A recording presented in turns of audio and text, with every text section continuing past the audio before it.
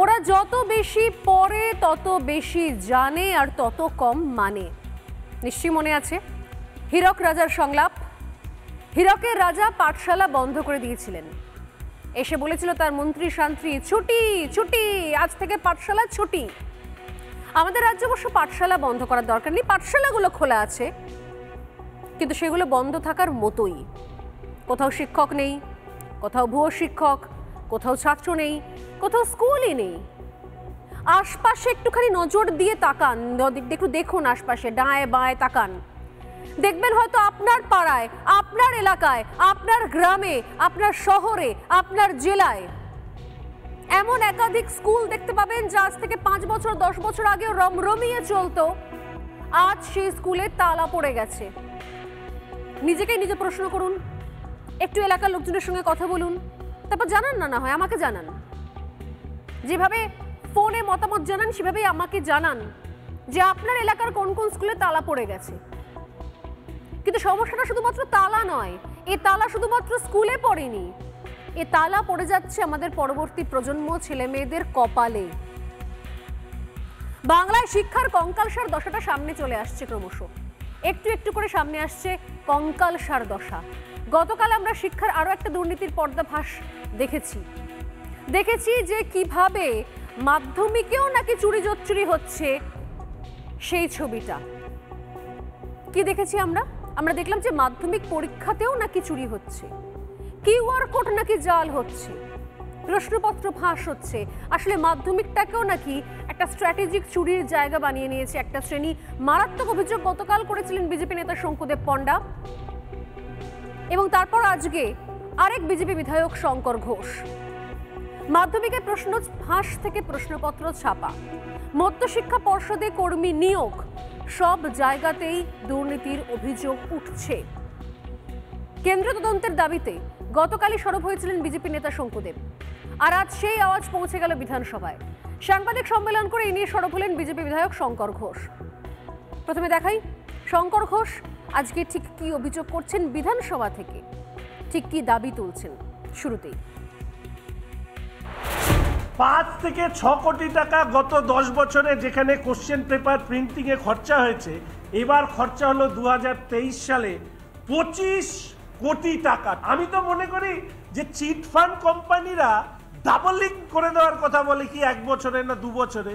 এটা তো কোন স্ট্র্যাটেজিতে 5 কোটি 6 কোটি টাকা খরচা হতো যে কোশ্চেন পেপার প্রিন্টিং এ, সেই কোশ্চেন পেপার 25 কোটি টাকা তিনি খরচ করেছে। মাধ্যমিক পরীক্ষাকে সংগঠিত করবার জন্য যে কনফিডেন্সিয়াল সেল তৈরি করা হয়েছে পর্ষদের পক্ষ থেকে, সেখানে একজন ব্যক্তি উপস্থিত রয়েছেন যার নাম শুভ্র ব্যানার্জি। সেক্রেটারি নয়, জয়েন্ট সেক্রেটারি নয়, কোনো অফিসার নয়, গেজেটেড র্যাঙ্কের কোনো লোক নয়, একজন ক্লারিক্যাল পোস্টের লোক। তাকে কি করে মধ্যশিক্ষা পর্ষদের মাধ্যমিক পরীক্ষা সংক্রান্ত কনফিডেন্সিয়াল সেলে তাকে নিয়ে যাওয়া হলো কি রামানুজ বাবু। তিনি এই শুভ্র ব্যানার্জির হোয়াটসঅ্যাপ মেসেজ ফরওয়ার্ড করছেন সারা রাজ্যে যারা প্রধান শিক্ষক আছেন তাদেরকে কিভাবে পরিচালিত করতে হবে এই পরীক্ষা। নিশ্চয়ই শিক্ষামন্ত্রী উত্তর দেবেন যে ক্লারিক্যাল লেভেলের একজন ব্যক্তি তার হোয়াটসঅ্যাপ মেসেজ ফরওয়ার্ড করছেন কে? বোর্ডের যিনি প্রেসিডেন্ট রামানুজ বাবু। এটা কি তৃণমূল শিক্ষা পর্ষদ ছাড়া এই মাধ্যমিক পরীক্ষা আর কেউ নিচ্ছে বলে আপনাদের মনে হয়? একটি কিউআর কোডের কথা বলা হয়েছে যে সেটা দিয়ে এই মাধ্যমিক পরীক্ষায় কোনো ধরনের অনিয়ম বেনিয়ম প্রশ্নপত্রে হলে সেটা সামনে আসবে। আমাদের প্রশ্ন, এই কিউআর কোড যেটা দেওয়া হয়েছে, এই কিউআর কোডটা কারা এই প্রশ্নপত্রে দিয়েছেন তাদের নাম নিয়ে আসা হোক, টেন্ডার প্রক্রিয়া হয়েছে কিনা সেটা জানানো হোক।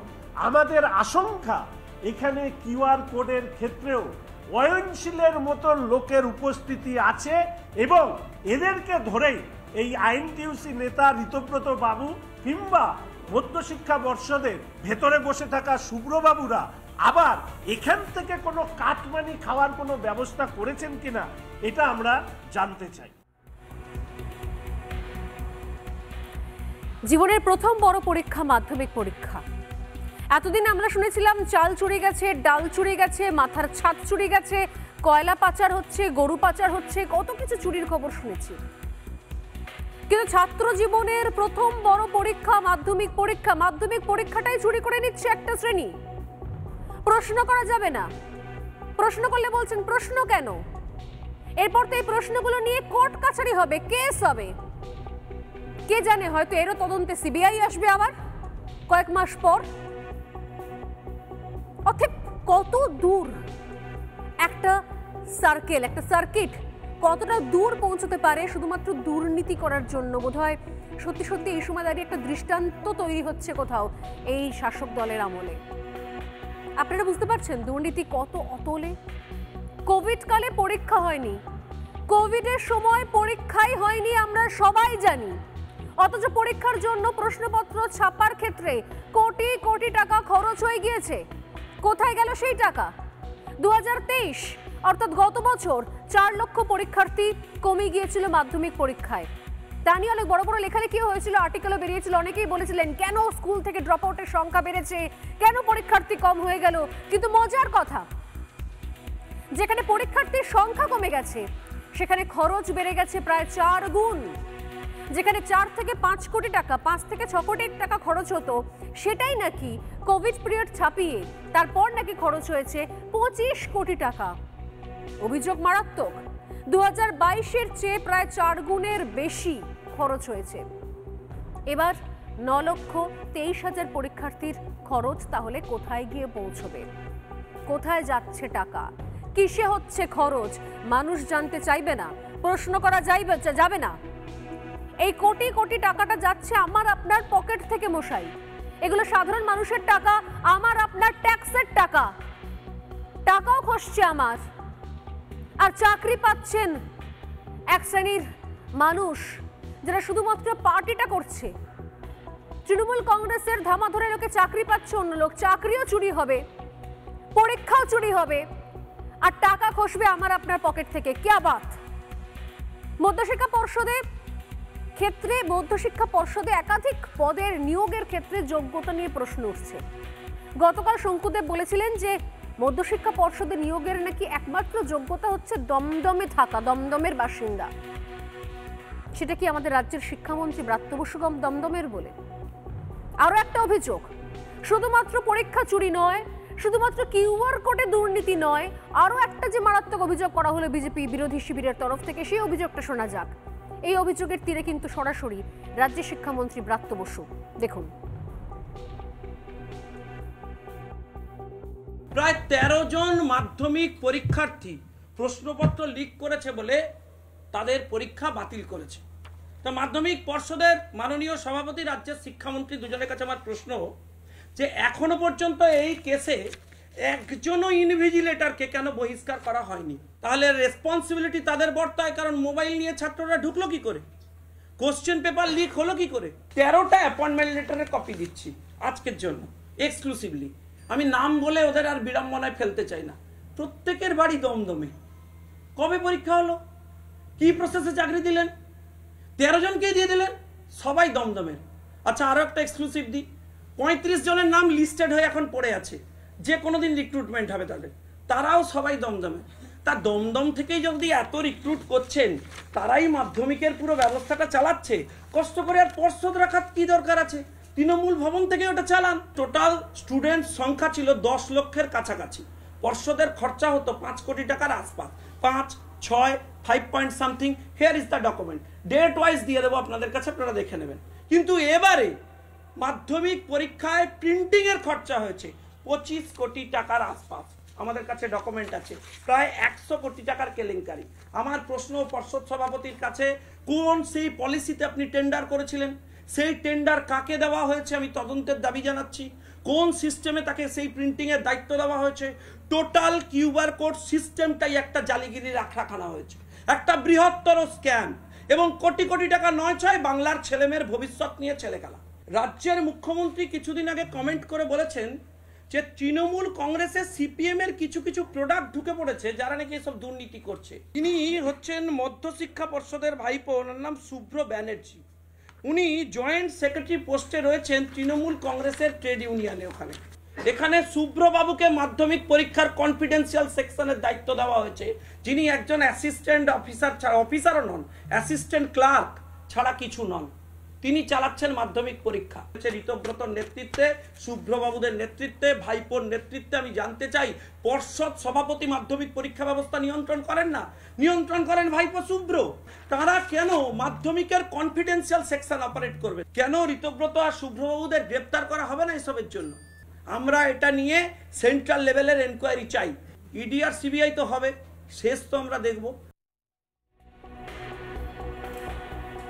আপনারা ভাবতেই পারেন যে অভিযোগ তো করা হচ্ছে বিজেপির তরফ থেকে, তাহলে সেই অভিযোগ নিয়ে এত হইচই কেন? আসলে অভিযোগটা বিজেপির শুধু যে এমন নয়। যে তথ্য আমাদের হাতে এসেছে তাতে রীতিমতো চক্ষু চরকা ঝড় অবস্থা। পশ্চিমবঙ্গ মধ্যশিক্ষা পর্ষদের কর্মচারী ইউনিয়নের যুগ্ম সভাপতি শুভ্র ব্যানার্জি, যিনি পর্ষদের সিনিয়র অ্যাসিস্ট্যান্ট হিসেবে কর্মরত, তাকে মধ্যশিক্ষা পর্ষদের কর্মচারী ইউনিয়নের নেতা করেন সিপিএম থেকে তৃণমূলে যাওয়া ঋতব্রত ব্যানার্জি। আর সেই শুভ্র ব্যানার্জির সঙ্গে সরাসরি জড়িয়ে যাচ্ছে প্রশ্ন ফাঁসের যোগ। অধস্তর একজন কর্মী তার হোয়াটসঅ্যাপ মেসেজ ফরওয়ার্ড করে নির্দেশ দিচ্ছেন পর্ষদ সভাপতি। সরাসরি সেই হোয়াটসঅ্যাপ মেসেজের নির্দেশ এসে পৌঁছেছে আমাদের কাছে। দেখাবো ডিবেট চলাকালীন কিভাবে প্রশ্নপত্রে এই যে কিউআর কোডের কথা বলা হচ্ছে, সেই কিউআর কোডের বরাত পেয়েছে কোন সংস্থা, সেটা কেন তার ক্ল্যারিফিকেশন দিতে পারছে না পর্ষদ। ভুরি ভুরি অভিযোগ রয়েছে, উত্তর দেওয়ার দায় পর্ষদেরই। আর যদি উত্তর না পাওয়া যায় তাহলে যেটা বললাম, যা ভবিতব্য, অর্থাৎ আবারও সেই কোর্ট কাছারি, আবারও সেই কেস, এবং হয়তো এটাও দেখার বাকি রয়েছে এরপর হয়তো মাধ্যমিক ও সিবিআই হবে বলে। আজ আমরা গিয়েছিলাম রাজ্যের শিক্ষামন্ত্রী ব্রাত্য বসুর কাছে। তিনি স্ট্রেট বলছেন এই বিষয়ে তিনি এখনই কোনো মন্তব্য করবেন না। বাকি সব বিষয়ে তার মন্তব্য পাওয়া যায়, কিন্তু এই বিষয়ে তিনি এখনই মন্তব্য করবেন না। যা বলবেন নাকি রামানুজবাবু বলবেন। আর মধ্যশিক্ষা পর্ষদ সভাপতি রামানুজ গাঙ্গুলি, তিনি এসবের ক্ষেত্রে কি উত্তর দিচ্ছেন, কি উত্তর রয়েছে তার কাছে, দেখুন।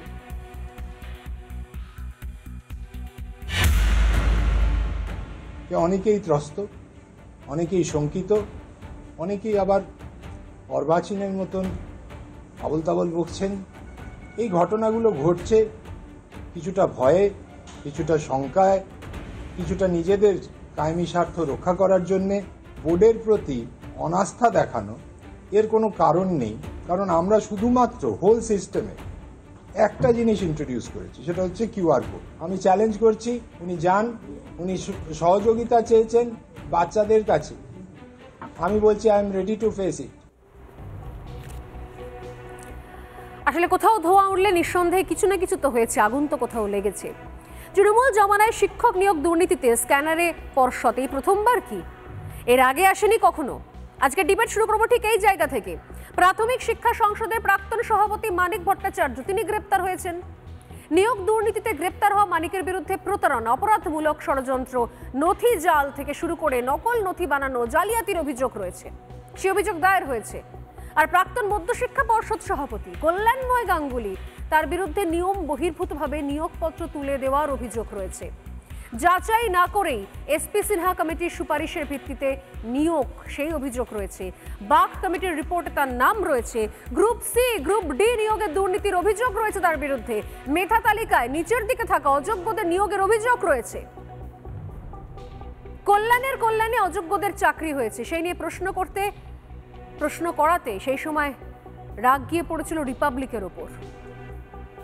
আসলে অনেক আগে থেকে এই ছবি আমরা এক টানা দেখিয়ে আসছি, অনেক আগে থেকে এই প্রশ্নগুলো আমরা এক টানা সোজাসুজি চোখে চোখ রেখে করে আসছি। রাগ হওয়া স্বাভাবিক। আজকে আরও একবার সেই মধ্যশিক্ষা পর্ষদ, সেই পর্ষদ এবং এবার মাধ্যমিক পরীক্ষা, সেই নিয়ে আরও একবার প্রশ্ন করব। ডিবেট শুরু করছি, তবে ডিবেট শুরু করার আগে ঝট করে দেখা যাক কল্যাণ বাবুর সেই মনে রাখার মতো মেমোরেবল মুহূর্ত, যা রিপাবলিককে দেখে তিনি তেলে বেগুনে যেভাবে জ্বলে উঠেছিলেন, যেভাবে তিনি প্রায় মারতে উদ্যত হয়েছিলেন, সেই দৃশ্যটা একবার দেখতে দেখতে শুরু করবো আজকের ডিবেট।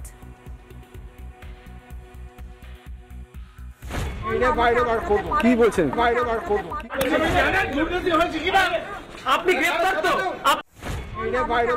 কি বলছেন? আপনি গ্রেপ্তার তো, বাইরে বার করবো। কি বলছেন? বাইরে বার করবো।